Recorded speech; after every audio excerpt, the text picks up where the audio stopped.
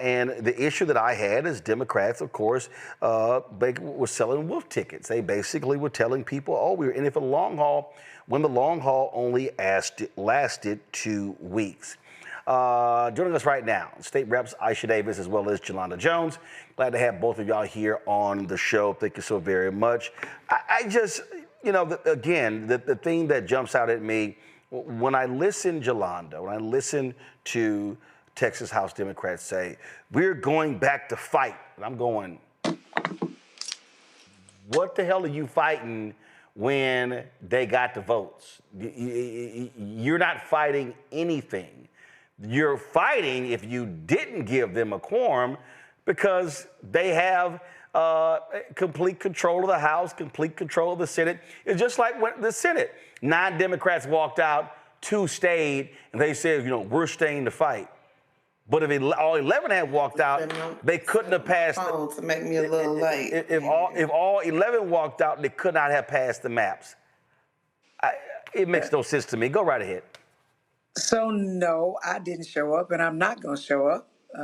There's a redistricting committee formal meeting at 5 o'clock today, 5 o'clock Central Time, which normally formal meetings are rubber stamp meetings where you know how you're going to vote.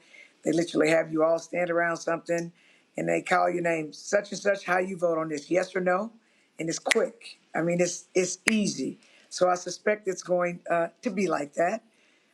But the thing that's funny to me, Roland, is exactly like you said. There is no fight. There are 88 of them and 62 of us.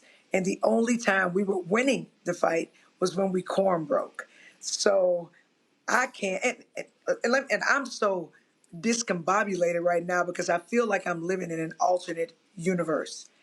Let me be clear. The people that came back, those of us that came back, who I guess maybe thought that they were going to get some brownie points for coming back, they locked them on the House floor. You hear me? Locked the doors.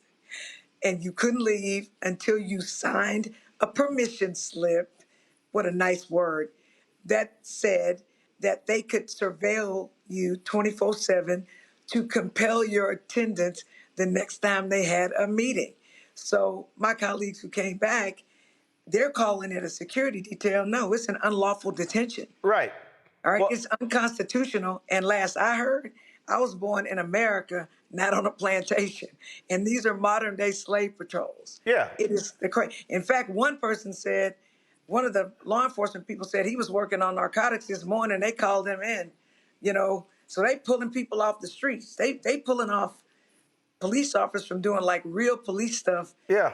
To watch us, to surveil us. And so I'm not coming back to Texas till a popo gone, because we know that the history of white control over black people is to sick the police on us. So if you think, go ahead. So one of the black lawmakers who went back, Representative Christian Manuel, we're going to go live. You mentioned that hearing. Well, that hearing is taking place right now, and there's some questioning going on. Y'all go ahead and play it. Again, that's the underlying bill you're not asking me about. I told you at the top, 2, 6, 7, 8, 9, 14, 17, 18, 22, 29, 36, and 38 are the changes. Okay. But, like I told Dean Thompson, if you'll go on District Viewer and look at the original 30, it'll tell you exactly where the line is. Okay, so as of right now, just can you, and I'm so sorry, I promise you're fine. I'm not trying to be facetious. Can you tell me those districts one more time? And I know it is completely my fault. Absolutely. No.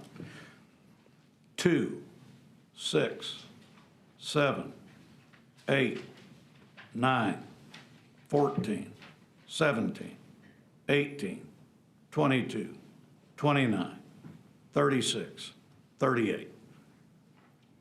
Okay, I'm glad you said that. So I have 2 questions because you answered my question. So there aren't any changes to 30 and 33. It's only to these lists from 2, 6, 7, 8, 9, 14, 17, 18, 22, 29, 36, and 38. Just want to make sure. Okay. So you answered my question. So there aren't any changes to those. As it relates to CD9 and CD29, and I completely understand if you don't have the answers to it, because I know sometimes we just don't know. Are there any changes in the economic engines to CD9 and CD29? And the reason I ask is because those are traditionally districts that have had minority representation and were minority coalition districts previous. So I'm wondering if there's been any changes to those coalition districts as it relates to their economic engines that have been used to help prop up those communities in those districts. Okay, now, as a preference, we've already gone through the two, Rochu and Petaway. So as you remember, there's a different view on the legal involvement of coalition.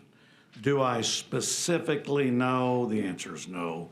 You can go on district viewer, but being a coastal guy, now that CD9 has Liberty County, I think that's a great economic energy area. So I think you gained a whole bunch. Well, we're both coastal guys. I will agree on that. What I will say is all the refining and industry that is traditionally in the areas are between mainly Jefferson, Galveston, parts of Orange, but mainly Jefferson and Orange. I'm not seeing what industry there is that is in. Whatever. Here's my whole deal, Representative Davis. This is a waste of time. We know exactly what the Republicans are going to do. There's no amount of questioning. There's no amount of, oh, let me get clarity. They've made it clear. Donald Trump said, get me 5. They gave him 5. Ain't nothing changed. And so at the end of the day, when y'all did not allow them a quorum, they couldn't pass the maps. And I go back to if the two Democratic state senators had walked their ass out with the other 9, the Senate couldn't pass the map. So what black people are saying is, damn, can these Democrats find some guts and fight to the end? Hello, I'm Isaac Hayes III, founder and CEO of Fanbase. Listen to what I'm about to tell you.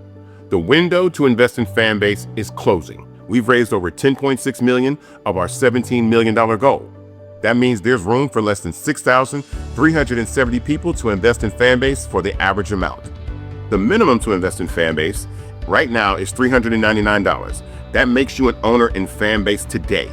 Go to startengine.com/fanbase to invest. Why?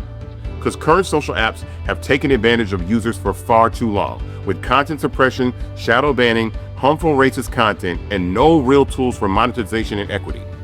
Fanbase has over 1.4 million users and counting, allowing anyone to reach all their following and monetize their content from day one. Social media is the new TV, and whoever owns the apps that distribute that content have the opportunity to own potential billion-dollar companies. While big platforms with uncertain futures are failing to serve their users, Fanbase is stepping up to fill the gap. Don't wait until it's too late. Invest now, invest for yourself and your future. Go to startengine.com/fanbase and own the next generation of social media.